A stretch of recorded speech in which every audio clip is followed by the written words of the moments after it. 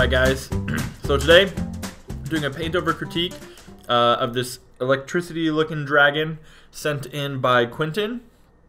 So I'm going to go over the steps I took as I painted over this and talk you through my process and eventually show you what the final outcome is. So this is the finished piece that he sent in.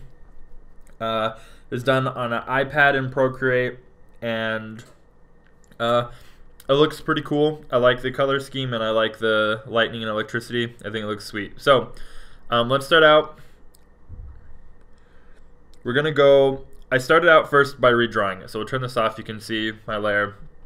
I redrew everything, and I started out first, we'll turn this off so you can see my anatomy sketch.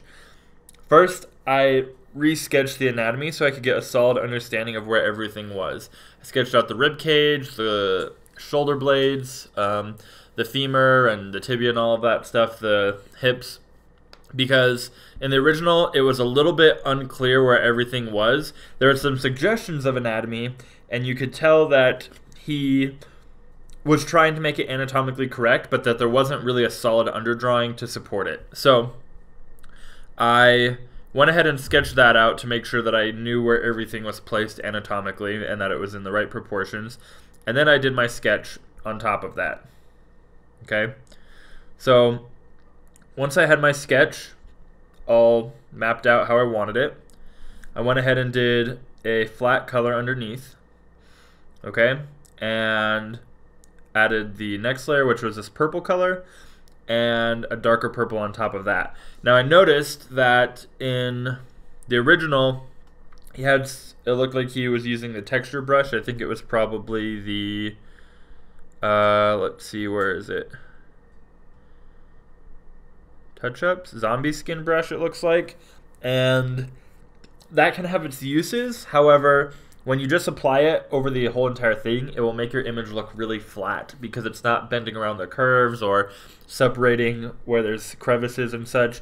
For example, right here, even though it's going from his arm to his chest, it looks like the texture is just going over across both of them, which makes it look kind of unrealistic. So instead of going for the texture brush, I just brushed it in myself using the paintbrush that I had to add a little bit more texture and variance. Now, when you're doing this, I tend to do these paintovers a lot faster than I would do them if it was an actual painting, just because I don't have hours to spend doing the paintovers for the YouTube video, but I still want to get the idea across. So when you're doing this, I would spend a little bit more time than I did and really just try and make that texture look really nice and believable. You know, really lay out those levels of coloring to make it feel like a real animal or a real creature. Okay? So after I did that, I did the whites of the tips of his fingers and claws and his eyes and his tail.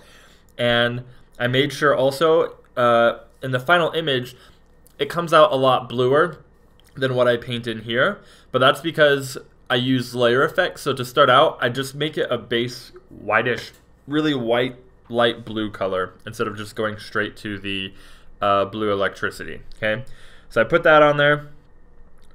Next layer is the shadow layer, which I had set to multiply, and I just painted in all my shadows very lightly. And once again, if you're painting this yourself, I would spend a little bit more time on this, but I wanted to just quickly convey the message, so I went through the shadows really quickly. Okay, and then next was the, let's see, what's this here? Oh yeah, so I added a layer. I started putting these veins in here, which you can see on the tail and the fingers, on his head. I didn't do as many veins as in the original because I felt like they were, instead of conveying the idea that he had electricity running through his veins, they just kind of got distracting since there was so much contrast. It was hard to know where to look, and it really broke up the silhouette. So I toned it down quite a bit in mine. I made them pretty subtle, but I do go back in and add some more. So on top of that, this layer is an add layer, okay? And let's check it out here. It's set to add, and if I set it to normal, you can see what it is I did. I just took a light color, a light bluish teal color that I wanted to be kind of like the glow of everything, and I set it to add, and it creates this really bright burned out effect. It makes it look like the thing is glowing from the inside, okay? Which is what we were going for. And I did that on the eyes. I did that over all of the veins. There's a slight overlay over all the veins a little bit, and then I did it on all the claws and everything on the ends of it. And it really starts to get this really hot glowing feeling, which is what we're going for, okay? Then what I did was duplicate that layer. So I just slid it over, duplicated it, and then I set it to color dodge. I made the color a little bit darker, and I toned it down, and then I used Gaussian blur up here and just blurred it out a little bit. So you can see here once I turn that on, it's just the same layer underneath, and I'll set it to normal and just show you my process so you can see what I'm talking about. So I took the layer, I duplicated it, so now I have two of the same layer. Okay, the top layer, I went to my hue and saturation and darkened it a little bit and changed the hue. Okay, and then I went up to Gaussian blur and I blurred it out. So it looked like it was glowing in those areas. But instead of having it set to normal, I had it set to color dodge. Okay? And the one below it set to add. So you can see it gives it a glow effect around the edges instead of just being lit up. Now it's glowing. Okay? So turn that layer back on. Next was the lightning layer. So I went in with the pen tool and I drew in some lightning crackling around these different extremities, because if he's a lightning dragon, I figured he should have more lightning other than just through his veins, but kind of like it represented in physical space, you know? So I did these lightning markings, and you can see that they also go around his ears and around his wings and stuff and his tail to really help sell that it's in 3D space. There's parts where it goes behind the ear and there's parts where it goes in front of the ear, so it doesn't feel so flat. Okay, so the lightning layer is just set to normal. I did lower the opacity down a little bit to about 44%, so it wasn't so bright. And that's because I'm going to go over the top of it again. I did the same thing as before. I duplicated that layer, created a color dodge layer, and changed the color a little bit, and then used the Gaussian blur to blur it out, just like we did before with this stuff down here, where I duplicated the layer, set it to color dodge, and then used the Gaussian blur to blur it out. I did the exact same thing on the lightning bolts.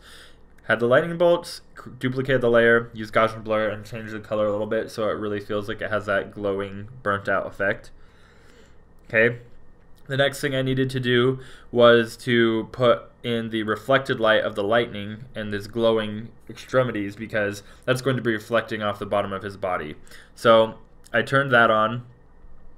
I just went in, and once again, this is another thing. You really want to take your time with your lighting. I did this pretty quickly, so it's not very smooth. It's kind of sketch quality, but it still looks decent. It still portrays a message.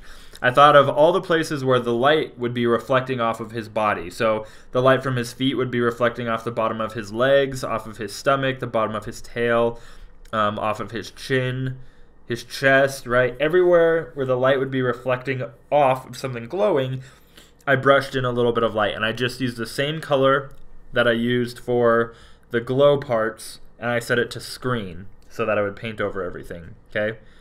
Then I did an overlay layer, which I ended up not liking, so I'm not going to put that one on there. But I did finalize everything with a texture layer like I typically do, set to overlay. And then I also wanted to add in a little bit more of a background. So, and I think now looking at it too, that's a little bit too dark. So I'm going to lighten it up.